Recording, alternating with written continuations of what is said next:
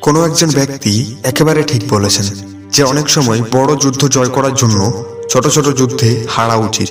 জীবনে যতটা ফোকাস করা জরুরি যে কোনো জিনিসের উপর, যে কোনো লক্ষ্যের উপর, তার থেকেও বেশি জরুরি আজকের সময়ে যে আপনি ইগনোর করতে শিখুন, নেগেটিভিটিকে দূর করতে শিখুন।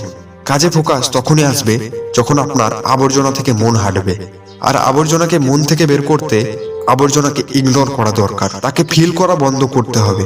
যদি হ্যাপি থাকতে চান ইগনোর করতে শিখুন, যদি সাকসেসফুল হতে চান ইগনোর করতে শিখুন, আর যদি লাইফে বড় কিছু করতে চান তো ইগনোর করতে শিখুন।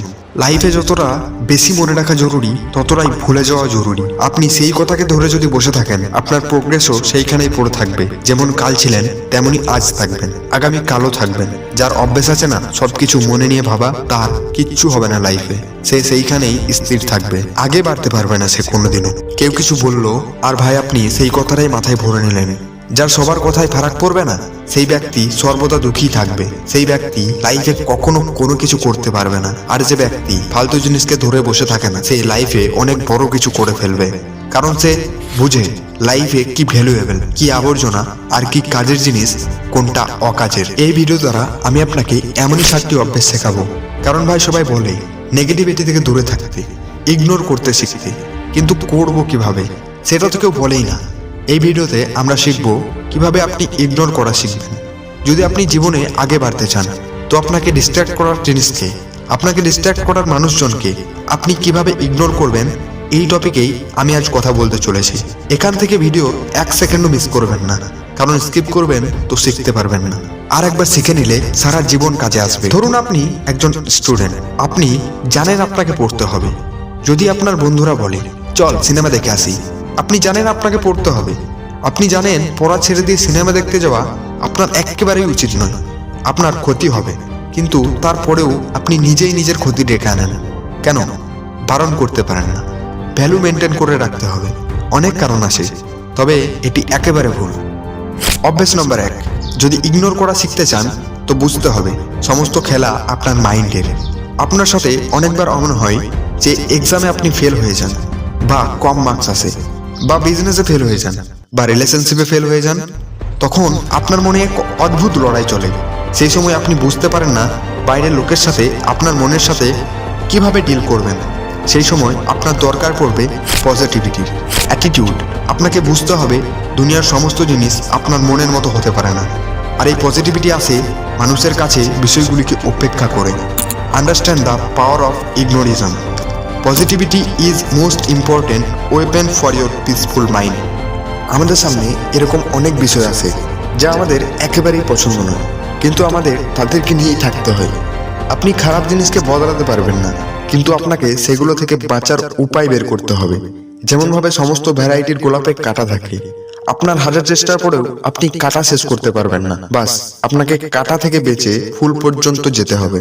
এরকমই আমাদের সমাজের সাথে, সোসাইটির সাথে, দুনিয়াদারির সাথে। এখানে অল্প কিছু ভালো এবং বেশিরভাগ খারাপ। সেই জন্য ভিডিও শুরুতেই আমি বলেছিলাম আবর্জনা থেকে মনোযোগ না দেওয়া সব থেকে গুরুত্বপূর্ণ। আপনাকে আপনার পজিটিভিটিকে মাথায় রেখে কেবল ভালো জিনিসে ফোকাস করুন, কারণ আপনি যদি সমস্ত খারাপের দিকে চলে যান সেইখানে আপনার সমস্ত টাইম ওয়েস্ট হয়ে যাবে। খারাপ তো অনেক, সমস্ত এনার্জি আপনার সেইখানেই শেষ হয়ে যাবে। তো আপনি নিজের জন্য কিভাবে কি করবেন? তো আপনার কাছে টক্সিক লোকের থেকে বাঁচার কায়দা থাকতে হবে। আপনাকে আপনার ডিসিশন নিয়ে এতটাই পজিটিভ থাকা প্রয়োজন যে আপনি যদি ফেলও হয়ে যান না, আপনি কারো কথায় ডিমোটিভেট হবেন না, নিজের অ্যাটিটিউডের সাথে আবার শুরু করবেন। That is the importance of positivity of your mind. অভ্যাস নম্বর 2, যত সোজা হবেন তত তাড়াতাড়ি কাটা পড়বেন। এটা জঙ্গলের নিয়ম, এটা জীবনেরও নিয়ম। যত সোজা হয়ে থাকবেন তত সবার প্রথমে মারা পড়বেন।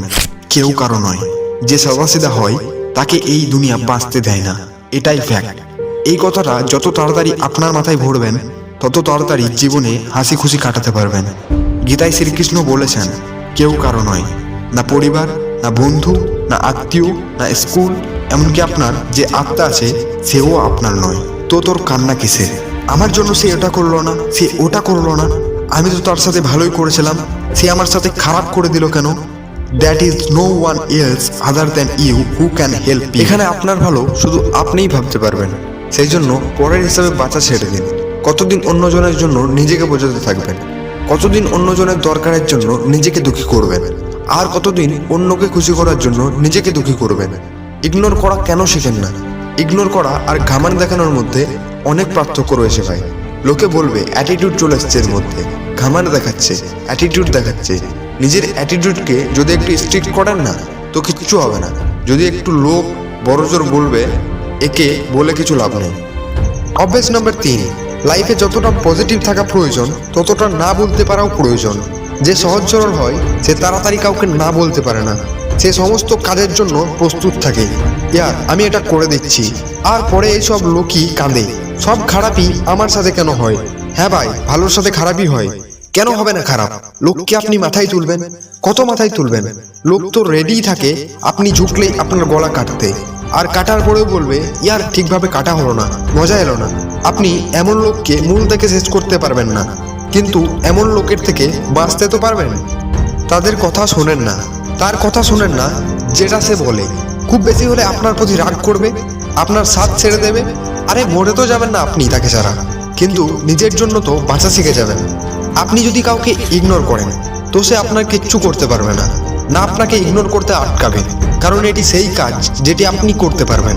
ইগনোর করার জন্য কিছু করার দরকার নেই, চুপ থাকতে হবে।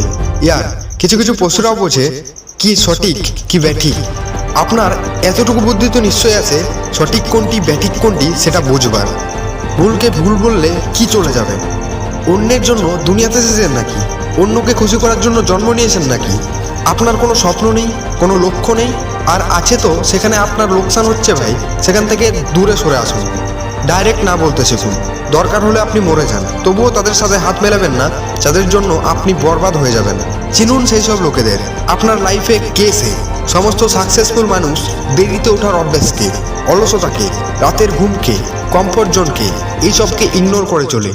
আপনিও এইসবকে ইগনোর করা শিখুন, এইসবকে না করা শিখুন। সোজা হওয়ার চেষ্টা করেন না কখনো। অভ্যাস নাম্বার 4, ছাড়তে শিখুন। আগে বাড়ার জন্য কি শেখা জরুরি? আমার মতে আগে বাড়ার জন্য অনেক কিছু ছাড়া জরুরি। যখন আপনি অটোতে যান, ট্যাক্সিতে যান, ট্রেনে যান, তো জিনিসপত্র ব্যাগ ভর্তি নিয়ে যান, তাই না? আর যখন আপনি ফ্লাইটের মাধ্যমে যান তখন আপনার লিফটেড জিনিসপত্রই থাকে। কেন? কারণ ফ্লাইটে এক সার্টেন ওয়েটের পরে যত আপনার জিনিসপত্র থাকবে তার আলাদা টাকা দিতে হবে। ভাইয়া, হাওয়াই উঠবে প্লেন, ফিউল বেশি লাগবে বেশি লোড হলে। সেই জন্য জীবনে যদি উপরে উঠতে চান তো আপনাকে হালকা হতে হবে, ওই প্লেনের মতোই। আপনি সাকসেসফুল হয়ে উঠতে চান না, তো আপনাকে আপনার মাইন্ড থেকে কিছু কিছু জিনিসকে হালকা করতে হবে। আশেপাশে কি বলছে, কে আপনার জন্য কি কমেন্ট করছে, আপনাকে তাদেরকে ছাড়তে হবে, তাদের ছেড়ে উপর উঠতে হবে, তবেই আপনি উঠতে পারবেন। আপনাকে নিজের বিচারের ওজন কম করতে হবে।